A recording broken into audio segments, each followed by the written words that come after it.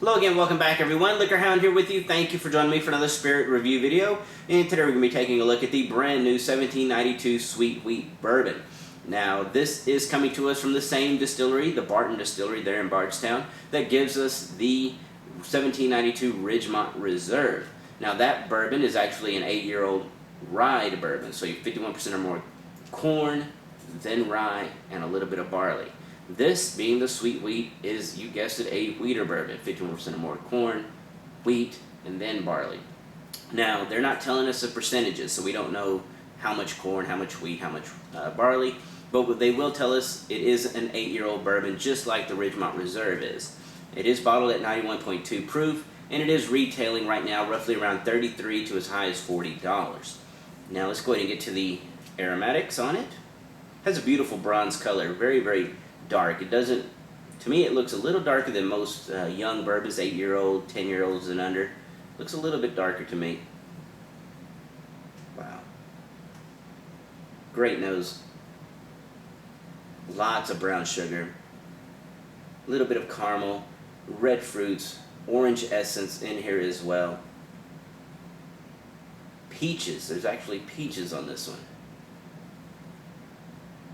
Wow.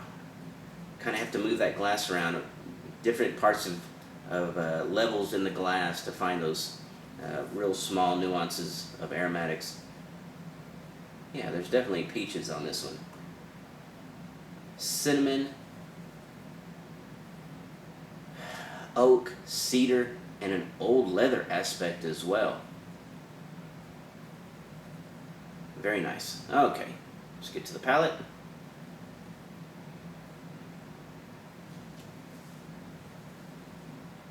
Wow.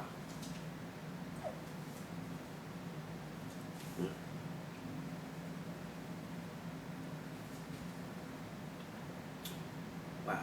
Okay, I like it. There's not a, the sweet wheat you would think, okay, it's sweet, it's going to be super sweet on the palate. Not necessarily. It does have a lot of brown sugar, a lot of caramel right up front.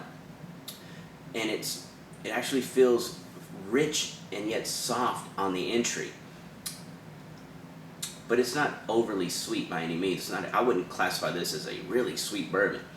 It's a really nice and rich flavored bourbon. After that brown sugar caramel come in, you get the red fruits joining right away. Again, combination raspberries, cherries. Wow, that's crazy. That peaches on the nose is actually coming through on the palate, right there at the mid palate. As the cinnamon comes in, but it's not high in cinnamon like some of the rye mash bill bourbons would be. Cinnamon's in there. It's just creeping along. It's quickly joined by the oak, the cedar, the peaches before the oak and cedar. Actually, that's when I noticed the peaches. Then the oak, the cedar, and a really nice, rich old leather on the back end.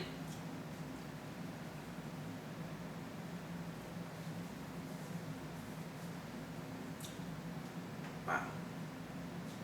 I will say it doesn't feel too big, too hot, just really rich, bold bourbon.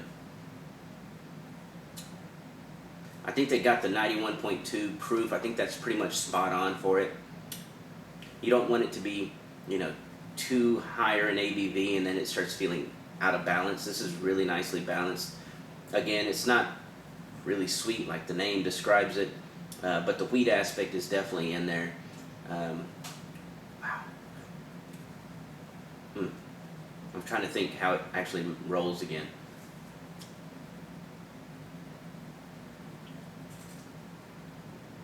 Wow. Okay. That's it.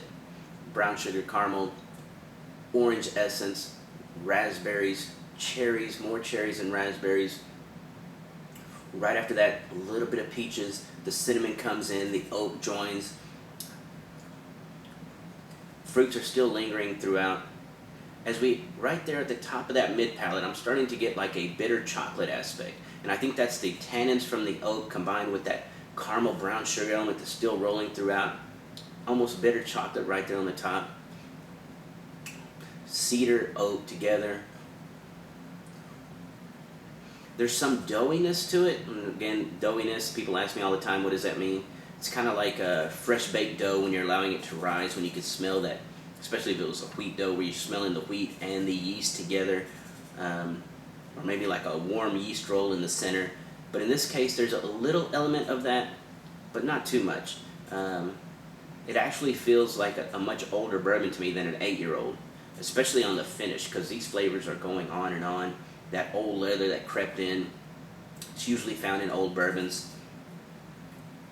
For the price point, a great buy in my opinion. The one thing I'm very curious about is that the original 1792 Ridgemont Reserve does not really work well with water, and I actually found that tip at the distillery. But I want to see what water does to the sweet wheat. Now remember, whenever you add water to a whiskey, or any spirit for that matter, make sure you give it a little bit of time, because the first elements that are going to be released, the first aromatics that get released, and actually flavor compounds, would be the oak tannins.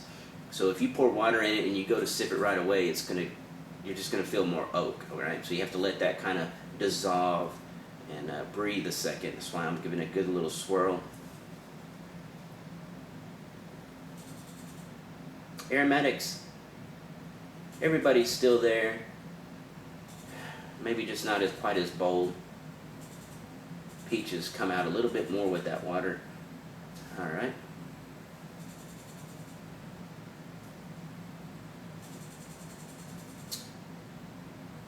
Wow. Killed the spice. Cinnamon's even lower than it was. Doesn't quite feel as balanced with the water.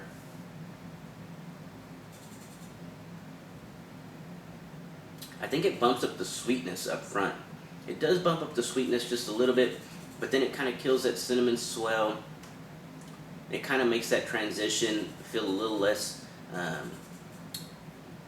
little disjointed is what it makes it feel as we enter into the back end where the cinnamon was leading us into the big oak and those cedar and the old leather. It just doesn't feel as easy a transition. So again, just like its brother, don't add any water to this. It's not really necessary. But overall, I think it's a really great buy, especially, $33, $40. I think that's a great buy. I hope everybody enjoyed this video. Thank you for watching. Everybody have a great evening, and cheers.